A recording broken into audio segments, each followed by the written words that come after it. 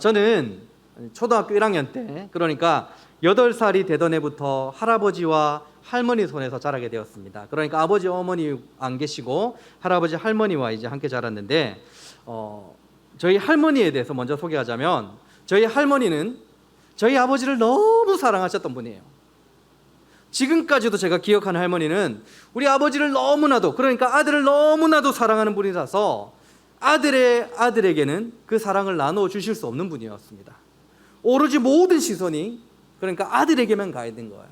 아들의 아들은 안중에 없는 겁니다. 그러니까 제가 안중에 없는 거죠. 그러니까 제가 10대 때부터 아르바이트를 했는데 그때마다 할머니에게 들었던 말이 뭐냐면 돈이었어요. 할머니가 아버지에게 돈 달라 해야 되는데, 그 아르바이트 한다고 그 몇 분 된다고 그거 갖고 내 차비하고 밥값 하는데 돈 했습니다. 그래서인지 사실 여러분에게 고백하는데, 저는 할머니에 대한 감정이 포근하다거나 따뜻한 감정이 아니에요. 그리고 저희 할아버지는 전형적인 그 경상도 사나이였습니다. 말씀을 하지 않으세요. 그래서 어릴 적부터 제가 할아버지를 볼 때 너무 무서워서 항상 피해 다녔습니다. 그냥 무서운 거예요, 그냥. 그런데 중요한 건 저희 할아버지께서 한 번도, 정말 놀랍게도 단 한 번도 저를 혼내신 적도 없고 제가 싫어하는 말을 단 한 번도 하신 적이 없다라는 거예요. 그럼에도 불구하고 그 존재만으로 무서우신 분 있죠. 그래서 저는 할아버지를 항상 무서운 분으로 생각하고 있었습니다. 저희 할아버지의 인생을 보면 항상 점심시간이면 이제 집으로 돌아오십니다. 그리고 라면을 드셨어요. 그리고 저녁에 오시면 이제 밥에 반 공기만 드세요. 반 공기만 드시고 소주를 항상 반 병만 드셨습니다. 그래서 술이 이제 좀 취하시면 할머니하고 싸우세요. 그럼 이제 할머니하고 누님하고 저하고는 이제 도망가요, 집 밖으로. 할아버지가 이제 잠들시기 전까지. 그래서 저는 할아버지를 좀 무서워했고 또 싫어라고도 했습니다. 마음에서 좀 밀어내고 있던 중이에요. 그런데 최근에, 요즘 제가 나이가 들어서 그런지 최근에 예전 생각들이 자꾸만 떠오르는데, 그 예전 생각이 들어오면서 할아버지에 대한 생각이 조금씩 바뀌고 있다는 것을 제가 느끼게 되어집니다. 할아버지께서는 정말 나를 사랑해 주셨고 정말 나를 아끼셨구나. 저희 가족 중에 유일하게 저를 사랑하는 사람이 있다면 우리 할아버지가 아닌가, 이런 생각이 든다라는 거예요. 하루는 할아버지께서 저녁 식사를 드시고 술이 이제 좀 얼큰하게 취하셨습니다. 그때 제가 이제 집에 돌아왔는데 이제 양말을 벗겠죠. 그런데 갑자기 저를 부르시는 거예요. 그랬더니 그 씻지도 않은 발을 막 만지시는 겁니다. 그 막 만지시면서 이 발볼이 있으면 이렇게 만지시면서, 아휴, 얘를 잘 먹여야 키가 클 텐데. 이게 무슨 말이냐면, 이 웃지 마, 슬픈 얘기 안 웃고 있고, 지금 이 발 모양만 보면 이게 키가 커야 될 사람인가 봐요. 제가 발밑이 미끈하게 빠져 있어가지고. 실제로 제 동생하고 누님은 키가 엄청나게 큽니다. 저 혼자만 이제 작은 거예요, 잘 먹지 못해서. 그러니까 이 더러운 발을 막 만지면서 안타까워 하셨다라는 거예요. 그리고 나이가 들어서 이제 허리가 구부정하신데 할아버지께서 갑자기 건물에 경비 일을 하기 시작하는 거예요. 왜 하실까 보시더니 지금 생각해 보니까 저 학원 보내려고, 아무도 신경을 안 쓰고 있으니까 어떻게든 저 학원 보내려고 할아버지가 그 건물에 경비를 하셨던 겁니다. 그것 때문에 제가 학원에 다녔던 기억이 나고 있는 거예요. 제가 초등학교 때 항상 성적이 좀 상위권이라고 했잖아요. 그 이유가 다 할아버지 때문이에요. 할아버지가 그 영어와 일어에 능통하셨던 엘리트셨거든요. 그러니까 항상 저를 가르치셨던 겁니다. 그래서 늘 성적이 좋았다라는 거예요. 그런데 그때는 제가 잘 몰랐던 것 같아요. 할아버지가 나를 아끼시고 계시고, 할아버지가 나에게 단 한 번도 혼내신 적도 없고, 내가 좀 마음에 슬퍼하는 그런 말씀도 한 번도 한 적 없었고, 언제나 시선은 나를 향해 있었고, 내가 잘 되기만을 바라고 계셨는데 내가 그걸 몰랐던 것 같아요. 그래서 할아버지가 돌아가시던 그때도 저는 아무런 감정이 없었어요. 제가 어릴 때 마음에 병이 좀 있었거든요. 아마 심리 그림 이런 거 하시는 분들 아실 거예요. 이 그림을 그리면 발도 붙어 있고 손도 붙어 있고, 사람을 그릴 때 마음이 닫혀 있는 애들의 그 전형적인 특징 아닙니까? 제가 그러다 보니까 할아버지가 돌아가실 때도 아무런 마음에 감정이 없었어요. 슬퍼하거나 뭐 기뻐하는 이런 마음도 없고, 그저 그렇구나, 마음에 그냥 평화가 딱 있었다라는 것입니다. 그런데 시간이 지나다 보니까 정말 할아버지는 나를 사랑하셨다. 우리 가족 중에 단 한 분만 나를 사랑하셨는데 그게 할아버지다. 할아버지는 늘 나를 사랑하고 계셨다. 이걸 깨닫더는 거예요. 근데 제가 그때는, 철없던 그때는 제가 몰랐다라는 거예요. 제가 무지했다라는 겁니다. 여러분, 인간들은 끔찍한 일을 저질렀습니다. 우리를 사랑하시기 위해서, 우리를 너무나도 사랑하셔서 십자가에서 대신 우리의 죄를 대신하여 우리를 구원하시기 위해 죽으신 하나님이신 예수님의 그 사랑을 우리가 몰랐다는 거예요. 예수님께서 이 땅에 오셨을 때 말구유에 누우셨다는 것은 세상이 예수님에 대한 마음을 보여주는 거예요. 아기 예수님을 죽이려고 헤롯 왕이 막 설치고 다녔다는 것은 장차 예수님께서 어떻게 죽을 건가 보여주시는 존재였다는 것입니다. 너무나도 우리를 사랑하시는 분이신데 사람들은 몰랐습니다. 예수님을 재판에 넘기면서 예수님에게 아무런 죄를 발견할 수 없다라고 하니까 그 군중들이 어떻게 했습니까? 썽을 내면서 화를 내면서 십자가에 못 박아 죽으라고 소리를 질렀다라는 것입니다. 가장 끔찍스러운 방법으로 예수님을 채찍질하고 침을 뱉고 십자가에 못 박았습니다. 왜 그랬을까요? 우리를 너무나도 사랑하는데 그들이 왜 그랬을까요? 몰랐기 때문이라는 거예요. 그들은 알지 못했습니다. 그들은 무지했기 때문에 예수님을 살이라는 살인자들이 되었다라는 것입니다. 그런데 바로 그때에, 그렇게 예수님이 죽어갈 때에, 죄가 없으신 예수님께서 죽어갈 때에 나지막하게 몇 마디 하셨다라는 거예요. 여러분, 아무런 죄가 없으신 예수님께서, 죄가 없다라고 판명나신 그 예수님께서 죽으실 때 어떤 말씀을 하셔야 맞을까요? 여러분이 만일 예수님이라면 여러분 어떤 말을 하겠습니까? 내가 지금 하나님의 아들인데, 내가 지금 하나님인데, 내가 능력이 있는데, 또 내가 어떤 잘못한 것도 없고, 잘못한 거 있다면 단 하나 사랑한 것밖에 없는데 나를 죽이려고 하는 겁니다.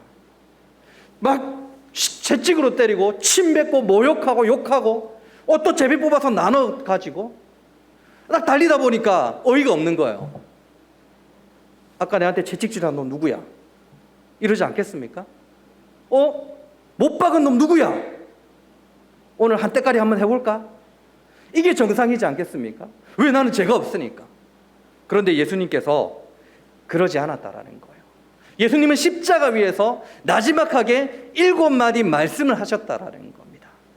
십자가 위에서 남기신 7가지의 말씀, 그것을 우리는 가상칠언이라고 부릅니다. 오늘부터 예수님께서 십자가에 남기신 마지막 말씀 7가지, 그것을 5주간 한번 살펴볼 텐데, 오늘 첫 번째 그 내용, 유언이라고 할 수 있겠죠. 그 내용에 대해서 한번 살펴보도록 하겠습니다. 그렇다면 그 첫 번째 내용, 그 유언이 무엇일까요? 오늘 본문 말씀인데 다시 한번 우리가 읽어보도록 하겠습니다. 누가복음 23장 34절, 우리가 힘주어서 화면에 보이는 데까지만 읽습니다. 자, 시작. 주옵소서. 자기들이 하는 것을 알지 못함이니이다. 예수님은 십자가에 죽으시면서 무슨 말씀을 하셨다고요? 저들이 알지 못합니다라고 유언의 말씀을 남기셨다라는 것입니다. 우리더러 알지 못한대요. 그래서 다시 말해서 이것은 우리로 하여금 알아야 될 것들이 있다라는 것을 우리에게 말씀해 주시는 거예요. 오늘은 예수님의 첫 번째 유언을 통해서 모르는 우리가 알아야 되는 것이 무엇인가, 이것을 3가지로 한번 알아보는 시간을 가져보도록 하겠습니다. 그렇다면 우리가 반드시 알아야 될 것들이 무엇일까요? 그 첫 번째는 바로 기도에 관한 것입니다. 기도. 여러분, 예수님은 십자가에 죽으시기 전에 뭐 하셨습니까?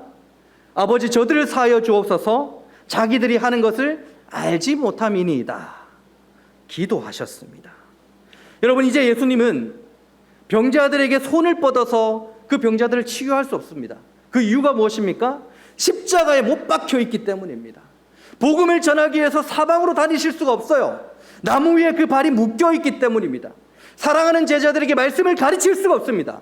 이유가 무엇입니까? 그 제자들이 예수를 버리고 도망가 버렸기 때문입니다. 아무것도 할 수 없는 그 상태, 그 상태에서 예수께서 하신 것이 무엇입니까? 바로 기도라는 것입니다. 내가 똑똑하지 않아도, 내가 전도할 사람이 없어도, 내가 돈이 없어도, 능력이 없어도, 뭐 아무것도 없어도 우리가 할 수 있는 게 단 한 가지 있다라는 거예요. 그게 뭐라고요? 바로 기도라는 것입니다. 제가 가끔 한 번씩 얘기했는데, 제가 중등부에 있다가 여기 샬롬 청년 모으지 않았습니까? 제가 중등부에서 그때 당시 중등부 교사들과 함께 항상 기도한 것이 있었습니다. 중등부가 지금 비전홀에서 지금 예배 드리고 있는데, 당시만 하더라도, 여러분 놀라지 마십시오. 당시만 하더라도 비전홀은 여기보다 장소가 더 열악한 장소였습니다. 이런 화면 이런 것도 없었어요. 그냥 천막 같은 거 내려놓고 비임 써서 그런 예배를 드리고 있었습니다. 그때 교사들과 함께 기도했어요. 프라미스 홀이 너무 부러워서 이런 쾌적한 장소에서 우리 아이들이 예배 드리면 좋겠다라는 생각 때문에 교사들과 정말 열심히 기도했습니다. 어떤 기도했을까요? 단순히 예배실 좋게 해달라고? 그것은 머리를 좀 더 써야 돼요. 갈릴리 청년부가 4층에 와서 예배하게 해달라고 기도했습니다. 갈릴리 청년부가 4층에 와서 예배하기만 하면 이 시설이 좋아질 것을 저는 알고 있습니다. 우리 교사들이 알고 있습니다. 하나님, 갈릴리 청년부가 4층에서 예배하게 해주세요 했어요. 지금 갈릴리 회장이었던 그가 그때 중등부 교사였습니다. 걔가 알고 있어요. 걔도 같이 기도했거든요. 어떻게 됐습니까? 4층에 왔습니다. 갈릴리가. 시설이 좋아졌는데 너무 좋아졌어요. 최고의 음향시설과 영상시설로 꾸며졌습니다. 어떤 교회 예배시설보다 가끔 제가 보기에는 본당보다 더 나은 곳이 바로 비전홀이 되었습니다. 이게 기도했을 때에 마음을 다해 열심히 기도했을 때 나타나는 현상이라는 거예요. 여러분, 이게 기도의 능력이라는 것입니다. 당시 제가 또 기도하던 게 하나 있었습니다. 교회를 위해서 기도할 때 여러분, 교회를 어떤 거 기도합니까? 저 매일 교회에 나와 있는 사람 아닙니까? 그런데 보니까 예배당에서 기도하는 사람이 없어요. 새벽기도 마치고 조금 오래 앉아있는 사람이 있는데 평일에 예배당에서 기도하는 사람이 없는 거예요. 그러니까 예배당에 가면 늘 이제 시커멓고 음악 소리도 찬양 소리도 울리지 않고 뭐 기도했겠습니까? 하나님, 이 예배당이 기도 소리가 끊이지 않게 해주세요. 하나님, 이 예배당이 찬양이 끊이지 않는 예배당 되게 해주세요. 평일에도 그렇게 사람들이 와서 하나님을 향해서 기도하는 기도의 집이 되게 해주세요라고 기도했어요. 한 3개월, 4개월 기도했나? 어떤 일이 일어났을까요? 특별 새벽 부흥회를 시작했습니다. 그때 릴레이 중보 기도를 하는 거예요. 제가 아무런 말도 하지 않았거든요. 릴레이 중보 기도가 생기더니 새벽부터 밤늦까지 찬양하고 기도하는 시간이 생겼다는 겁니다. 이게 바로 기도의 능력이라는 거예요. 첫째 아이가 태어났을 때 난치병에 걸리고 둘째 아이가 태어났을 때 심장기형이었을 때 제가 할 수 있는 게 무엇이었을까요? 그 아이 끌어안고 기도하는 겁니다. 기도했을 때 어떻게 되었을까요? 기도했을 때 아이들이 완전히 나음을 받는 놀라운 일이 일어나지 않았습니까? 지금 완전히 나음을 받았다는 것입니다. 이게 바로 여러분 기도의 능력이라는 것입니다. 기도해야 된다는 거예요. 오늘 예수님께서 여러분 어떤 기도하셨습니까? 이에 예수께서 이르시되 아버지, 저들을 사하여 주옵소서. 자기들이 하는 것을 알지 못함이니이다. 이걸 기도했어요. 이게 응답되었을까요? 응답되지 않았을까요? 사도행전 3장 17절입니다. 사도행전 3장 17절. 여러분, 이건 너무나도 중요하니까 우리가 함께 읽어봐야 되는 겁니다. 예수님의 기도의 응답입니다. 함께 읽습니다. 자, 시작. 너희 갈리들도 그러한 줄 아노라. 지금 베드로가 이 당시가 어떤 상황이냐면 베드로의 설교를 통해서 3,000명이 회심하는 순간이라는 겁니다. 그런데 베드로가 지금 뭐라고 말하고 있습니까? 너희가 알지 못해서 그랬다라는 거예요. 이게 무슨 말인 줄 아십니까? 당시 오순전날 그들이 3,000명이 회심할 수 있었던 이유는, 그 놀라운 회심의 역사가 일어났던 이유는 예수님께서 십자가에 못 박히시면서 기도했던 일들이 도화선이 되어서 회심하는 은혜의 역사를 이루어졌다라는 거예요. 예수님께서 십자가에 돌아가시며 저들이 알지 못합니다 용서해달라고 기도했을 때에 놀랍도록 그 기도의 능력이, 그 은혜가, 응답이 오순절날 3,000명의 회심으로 돌아왔다는 것입니다. 베드로의 유창한 설교, 성령 충만한 설교 이전에 예수님의 이 기도가 있었기 때문에 놀라운 일이 일어났다는 거예요. 이게 바로 기도의 능력이라는 것입니다. 그렇다면 이제 질문합니다. 여러분, 기도의 능력을 믿으십니까? 여러분들이 기도하기만 하면 하나님께서 응답하실 것을 여러분이 믿고 있냐는 질문입니다. 이 믿음이 있다 하고 하면서 왜 기도하지 않습니까? 마태복음 27장 22절에서 빌라도가 묻습니다. 그리스도라 하는 이 예수를 어찌하랴? 이 시간 다시 하나님께서 여러분들에게 물으실 거예요. 그리스도라 하는 예수를 어떻게 할 거냐? 여러분, 그리스도라 불리는 예수를 여러분들은 어떻게 하실 것입니까? 여러분, 어찌해야 됩니까? 내 삶의 주인으로 모시고 늘 주님 앞에 겸손히 엎드려 기도의 자세를 가질 것인지, 아니면 나 또한 성난 군중이 되어서 십자가의 그를 못 박으라고 소리칠 것인지, 내 삶에서 예수를 배격할 것인지, 오늘 이 시간 여러분들이 결단하고 선택해야 된다는 거예요. 예수를, 그리스도라 불리는 그 예수를 여러분 어떻게 하실 것입니까? 저는 아직도 믿고 있습니다. 구원받은 하나님의 백성들의 그 기도를 하나님께서 기다리고 있다는 것을 저는 믿고 있습니다. 저와 여러분들이 마음을 다하여서 우리 하나님을 찾을 때에 하나님을 찾는 그 모습이 너무나도 예뻐서 하나님께서 응답하여 주실 것이라고 저는 믿고 있습니다. 뿐만 아닙니다. 우리가 기도할 때에 우리 주님께서 우리의 기도를 도와주시고 우리의 신앙을 위해서, 우리의 믿음을 위해서, 그 어설픈 기도의 제목이지만, 한나 미랄과 같은 그 기도의 제목이지만 응답해 주실 거라 저는 믿고 있습니다. 혼란하고 어려운 시대이죠. 코로나가 가져온 것은 우리의 기도의 자리를 빼앗다라고 여러분들 계속해서 얘기했습니다. 여러분 삶의 현장에서 빼앗긴 것이 무엇입니까? 바로 기도인 것입니다. 기도의 응답, 기도의 능력이 빼었다라는 것입니다. 다시 한번 정신을 차리고 우리가 기도할 때 예수께서 반드시 우리의 기도를 도우시고 하나님께서 응답해 주신다는 그 믿음으로 다시 한번 우리 예수님을 찾고 그 기도의 능력을 경험할 수 있기를 우리 주님의 이름으로 간절히 축원합니다. 더 나아가서 우리가 알아야 될 게 뭘까요? 둘째는 바로 말씀에 대한 것입니다. 말씀에 대한 것. 다시 한번 본문의 말씀 봅니다.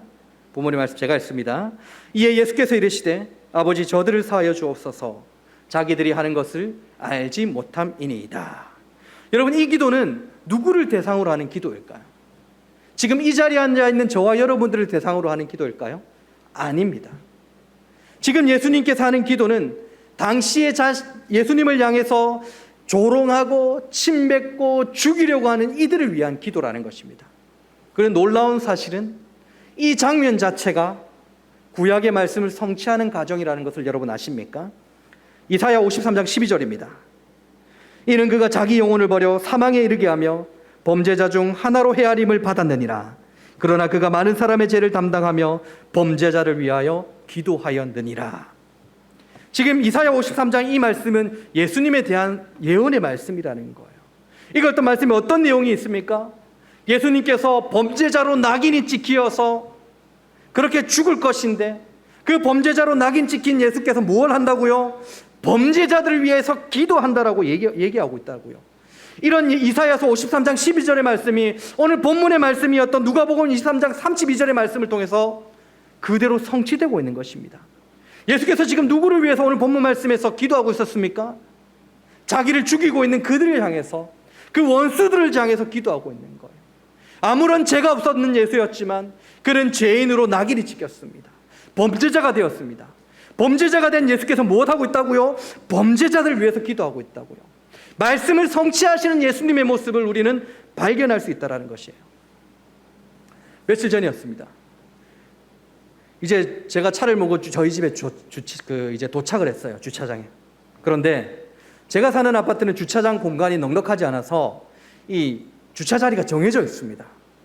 저희 집 주차 자리에, 그러니까 제가 차를 대고 주차해야 되는 자리에 삐까뻔쩍한 차가 딱 뒤에 있는 거예요. 순간적으로 고민을 했어요. 이거 뭐지? 우리 이 주민인가? 그런데 우리 주민이 가진 그런 차는 아닙니다. 그래서 앞유리창에 전화번호가 가 있길래 전화를 걸었는데 한참 뒤에 받는 거예요. 그래서 여보세요, 여기 저희 집 주차 공간인데 차를 좀 빼주십시오라고 했더니 대뜸 이분께서 그거 좀 되면 안 돼요? 조금 화가 나는 거예요. 여기는 주차 공간이 정해져 있고 외부인은 주차하실 수 없습니다 이랬어요. 네 하고 끊어버리는 거예요. 여기까지 이제 분노가 처음으로 올랐습니다. 한 10분 정도 기다렸나 차 안에서 오질 않는 거예요. 한 번 더 전화를 할까? 그래서 딱 일어섰는데 이제 차에서 다시 내렸는데 어떤 남자가 딱 걸어오더니 저를 위아래로 막 쳐다보는 겁니다. 그리고는 그 삐까뻔쩍한 차문을 딱 여는 거예요. 드디어 분노했습니다. 여기는 외부인이 주차해서는 안 됩니다. 앞으로 주차하지 마세요. 제가 좀 힘을 줘서 얘기했어요. 그랬더니 이 사람이 움찔하더니 그냥 차를 타고 가버리더라고요. 어떻게 해야 됩니까? 제가 이제 할 수 없이 뭐 어떻게 해야 돼요?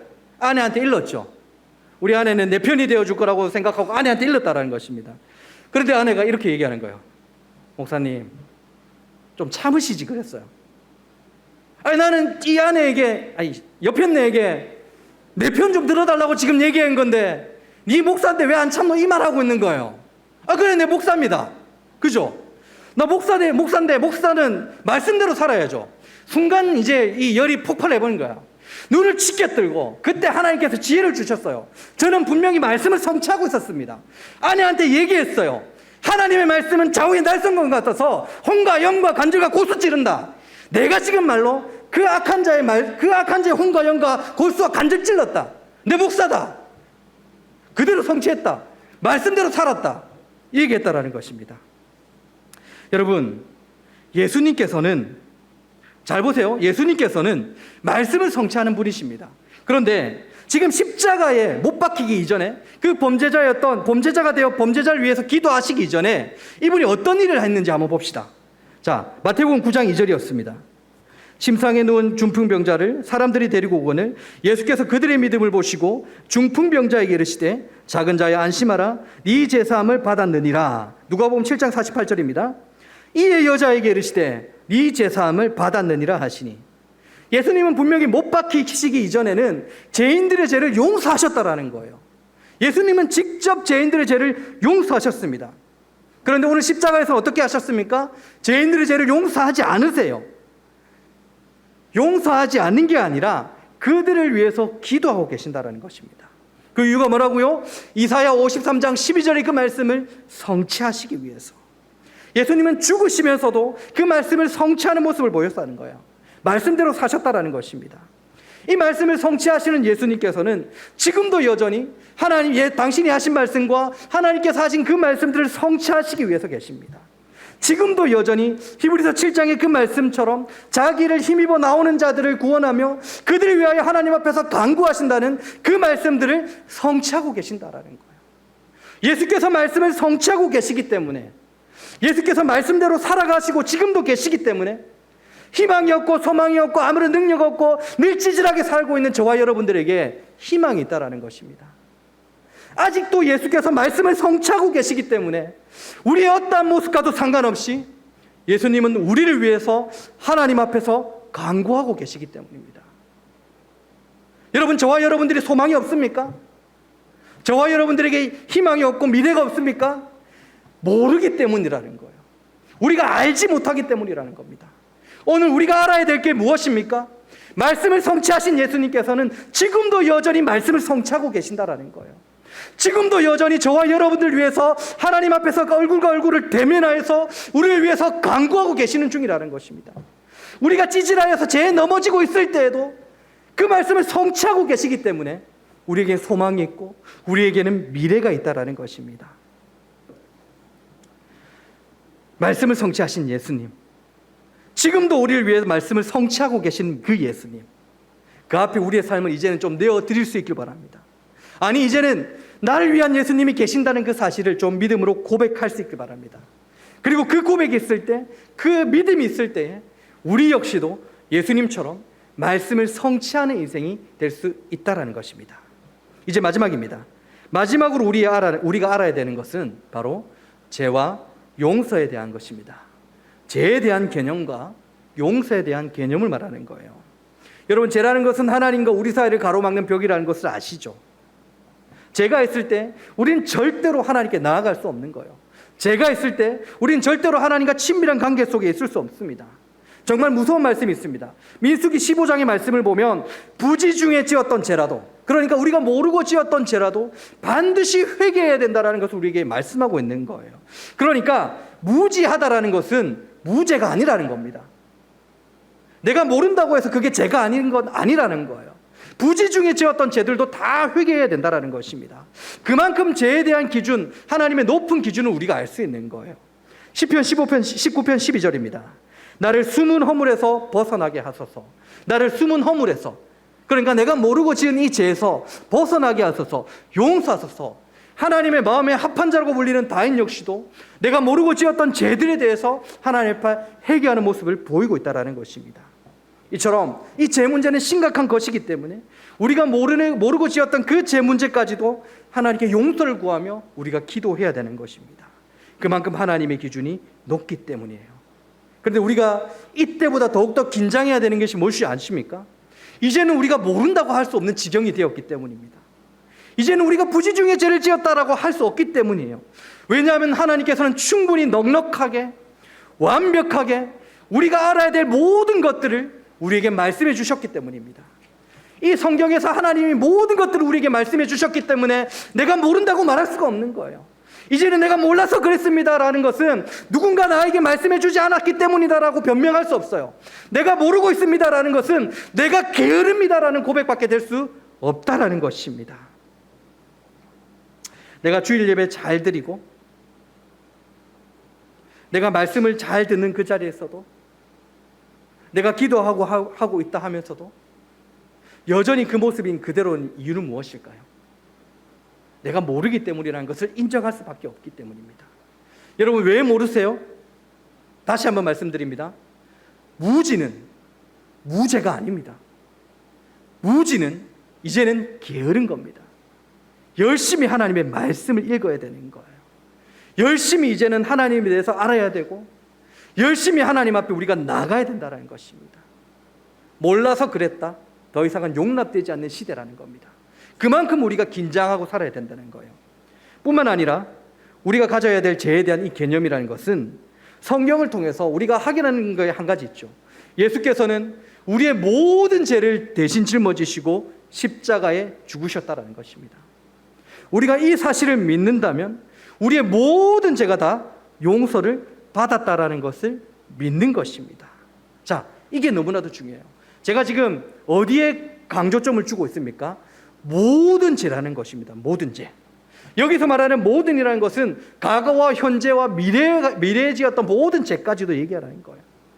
중생 이후에, 그러니까 내가 예수 믿은 이후에도 여전히 동일한 모습 때문에 여전히 똑같은 죄에 넘어지고 똑같은 형식적인 그 죄를 짓고 있는 그런 내 자신을 보면서 낭망하며 쓰러지는 삶이 있어요. 내 죄 짓는 모습 때문에 그냥 쓰러져가지고 일어서지 못하는 사람이 있더라는 것입니다.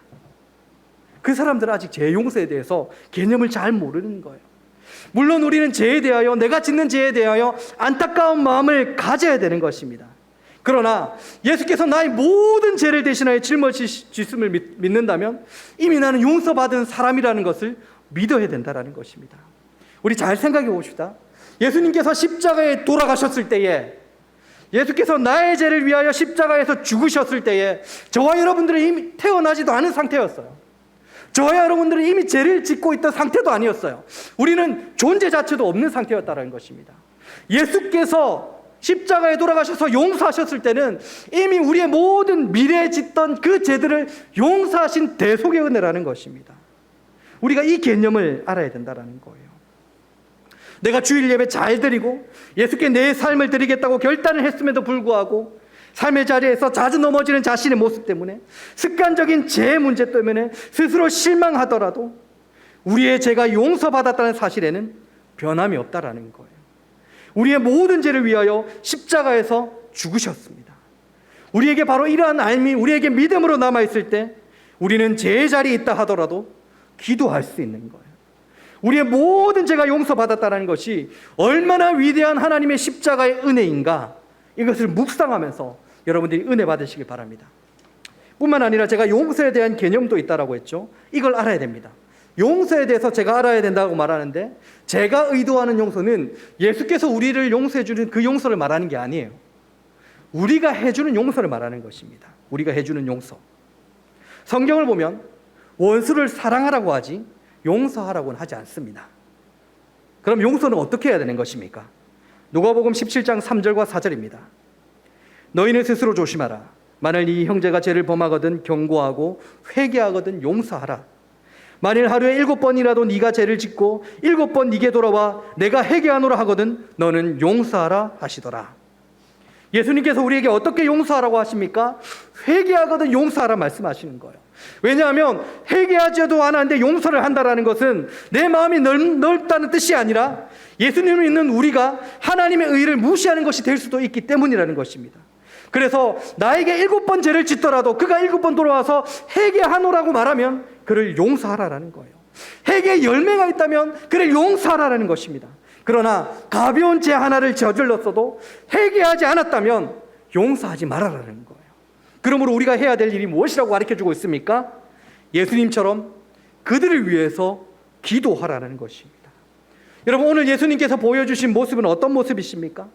자신을 죽이고 있는 원수들을 내가 용서하노라고 말하는 것이 아니라 그들을 위해서 기도하고 있다는 사실인 것입니다. 그러므로 함부로 죄 지은 사람에게 왜 간대하게 행동하지 않습니까? 라고 하시면 안 되는 거예요. 공동체에 해를 끼친 죄 지은 사람을 왜 보듬어 주지 않습니까? 라고 말하면 안 된다는 것입니다. 그가 하나님 앞에 회개했을 때 우리는 용서하는 거예요. 그게 하나님의 의의 법칙이라는 것입니다. 우리는 단지 그를 미워하지 않고 하나님께 용서를 구하는 자리에 들어갈 수 있도록 기도할 수밖에 없다는 거예요. 우리 예수님께서 십자가에서 그러셨던 것처럼 말입니다. 말씀을 정리하도록 하겠습니다. 우리는 이제 알고 있습니다. 많은 것들을 알고 있습니다. 왜냐하면 모르는 우리를 위해서 예수님께서 기도하셨기 때문입니다. 그러므로 우리가 그리스도를 알고 진리를 알면서도 그를 따르지 않는 게으른 모습을 보인다는 것은 심각한 문제이며 신앙과 믿음에 대하여 깊게 고민해야 될 중대한 상황이라는 것입니다. 예수님을 영화롭게 하고 예수님과 함께 기뻐하는 그 삶이 우리 인생의 목표가 되어야 되고 마지막이 되어야 된다는 것, 여기서 모르는 사람이 없다라는 거예요.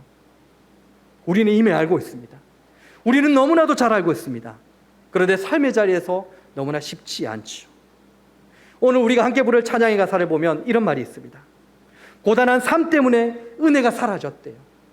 내 삶의 현장에서 이제는 삶의 여러 가지 무게 때문에 내가 하나님께 은혜 받은 적이 언제인가 기억도 나지 않고 은혜와 떨어져 있기 때문에 내가 예배당에 왔으면서도 예수와 함께하는 그 자리에 왔으면서도 메마른 마음으로 앉아있는 그 자신을 노래하고 있다는 것입니다. 헛된 꿈과 헛된 희망으로 가득 찬 자신의 모습을 찬양이 노래하고 있습니다. 깊은 한숨밖에 남지 않는 자신의 인생에 대해서 찬양하고 있다는 것입니다. 그런데 이러한 고단한 인생 가운데 희망이 있는 이유가 무엇입니까? 십자가에 죽으시면서도 자기를 위해서 기도하는 것이 아니라 저와 여러분들을 기도하시는 예수님이 계시기 때문이라고 고백하고 있다는 거예요.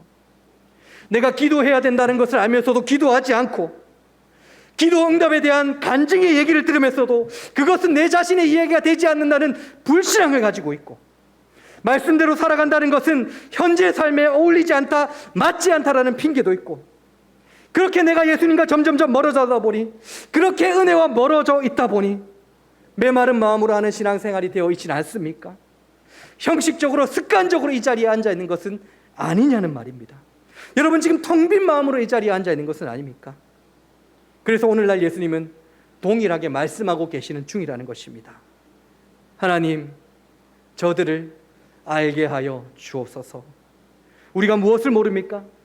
지금도 나를 위하여 간구하시며 기쁘게 받아주실 우리 주님을 모르고 있는 것 같습니다. 내가 마음을 다하여 기도할 때 기뻐하시며 응답하실 그 예수님을 우리가 모르고 있는 것 같습니다. 내가 마음을 다하여 말씀에 집중할 때 그 말씀을 통하여 음성을 내려주실 하나님의 은혜, 우리 주님을 모르고 있는 것 같습니다. 내가 마음을 다하여 하나님과의 그 관계를 생각할 때 모든 문제를 해결해 주실 우리 주님을 우리가 믿지 못하고 모르고 있다는 것입니다.